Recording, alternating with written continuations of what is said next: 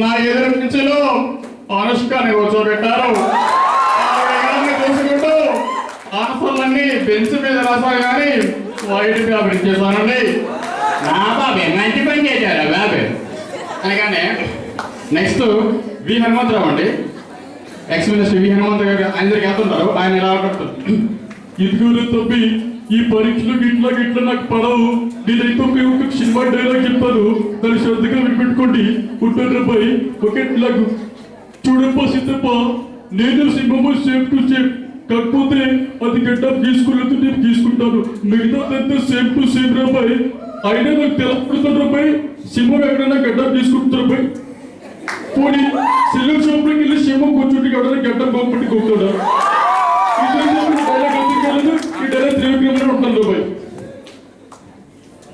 Next శర్మల అండి, శర్మల దగ్గరికి వెళ్తారు. ఆవిడ ఎగ్జామ్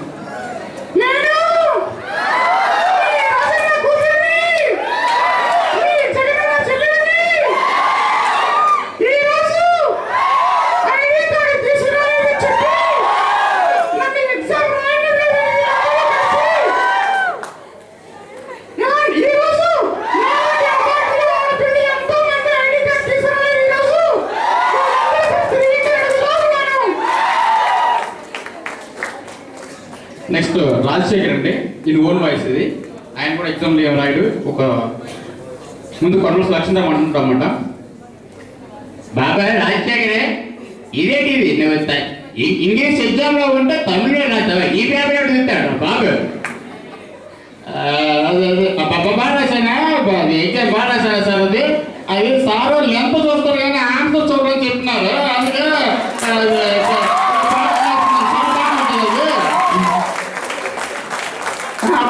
బాబాయ్ నెక్స్ట్ లక్ష్మీ పాత్ర చెప్తారండి. ఆవిడ ఎలా అంటుంది, అన్నగారు నా రోజుల్లో మహానుభావుడు ఆ పుణ్యాత్ముడు ఉన్నప్పుడు నేను ప్రతి ఎగ్జామ్కి ఆయన స్లిప్ ఇచ్చేవారండి. ఆయన ఎప్పుడైతే కాలేజ్ నుంచి పాస్ అవుట్ వెళ్ళిపోయాడో ఒక్కడి కూడా హెల్ప్ చేయడం మానేశారండి. ఆ బాలయ్య బాబు వాళ్ళంతా కూటమి అయిపోయారు, ఒంటరి ఆడదాన్ని చేసి ఎంత అన్యాయం చేస్తున్నారు వీళ్ళంటారండి. అదే నెక్స్ట్ కొత్త సత్యనారాయణ దగ్గర వెళ్తే ఆయన ఎగ్జామ్లో స్లిప్ పెట్టి దొరికిపోతారండి. బాబాయ్ బస్తా స్లిప్ పెట్టావా తప్పగా అనగానే ఆ డిఎక్షన్ ఎలా ఉంటుంది, ఇది దేనికి స్లిప్ పెట్టబెట్టి నాకు తెలియగడుతుంది, ఇది ఎవరు చూసారు స్లిప్ పెట్టబెట్టి ఎంతలేదు, ఇది అంతా ప్రతిపక్షం అధికార పక్షం కోర్టు తప్ప ఇటువంటి ఆయన తెలియగొచ్చారండి. మీరు ఏ పేపర్ ఇచ్చేయండి, తెలుగు పేపర్ ఇచ్చారు, వైట్ పేపర్ ఆసర్ పేపర్ ఏ పేపర్ అండి, వైట్ పేపర్ కదండి. మరి నేను వైట్ పేపర్ పెట్టండి,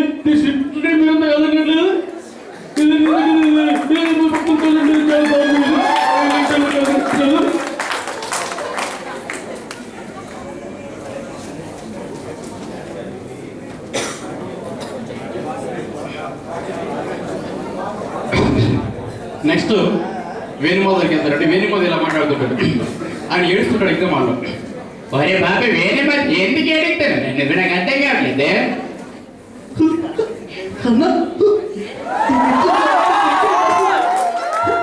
కాకపోతే మీ కష్టపడి చదివి ప్రతి క్వశ్చన్ కూడా మీరు ఇచ్చిన అర్థం లేని ప్రశ్నలకి అర్థం కూడా ప్రశ్నలకి అన్నిటికీ ఆన్సర్ చేశారు సార్. అయినా నా పేపర్ మీద సిగ్గుతులకు వచ్చి దాన్ని అంబరేసి పట్టుకెళ్ళిపోతారు.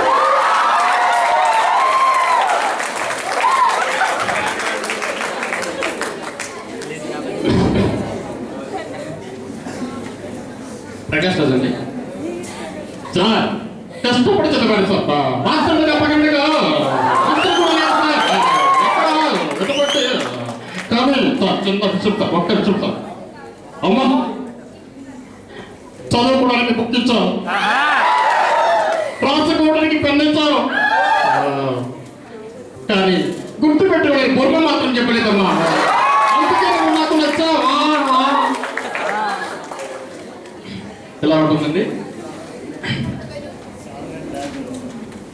ఫైనల్గా ఇప్పుడు మనం టైప్ చేసుకున్నాం, కానీ ఘంటసాల గారు ఆయన వాయిస్ ఎలా ఉంటుందో మాకు తెలియదు. ఆయన సాంగ్ ఎలా పాడుతారో ఆయన వాయిస్ ట్రై చేస్తాను. సాంగ్ చిన్న పల్లవి పాడతారండి.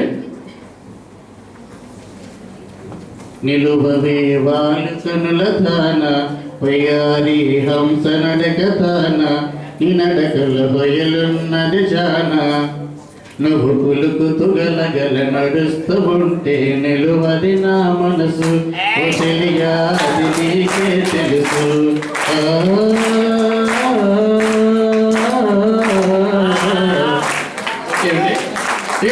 ఇప్పుడు సింగర్స్ లో మంచి సింగర్ అండి ఆయన ఎలా పాడతారు ఒక సాంగ్స్ పాడి చూపిస్తాను జస్ట్ పల్లవి మీరు భయపడకండి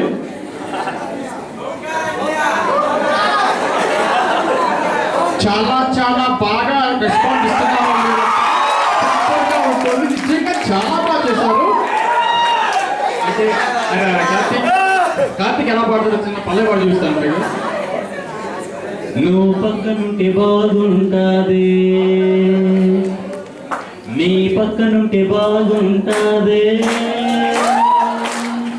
నువ్వు కారమెట్టి పెట్టిన సమ్మగుంటాదే కత్తి పెట్టి గుంచిన సమ్మగుంటాదే అట్ట వచ్చి ఇట్ట నువ్వు తిప్పుకుంటా వెళ్ళిపోతే ఎక్కడ కలుపుమంటాదే వెళ్ళిపోతే శ్యామలా ఎల్లమాకి శ్యామలా వెళ్ళిపోతే అసలా ఎక్కి ఎక్కి ఏడవలేనే ఎదవ మగ పుట్టుక గుండె పెరిగినట్టుందే నువ్వే వెళ్ళినాక వెళ్ళిపోక శ్యామలా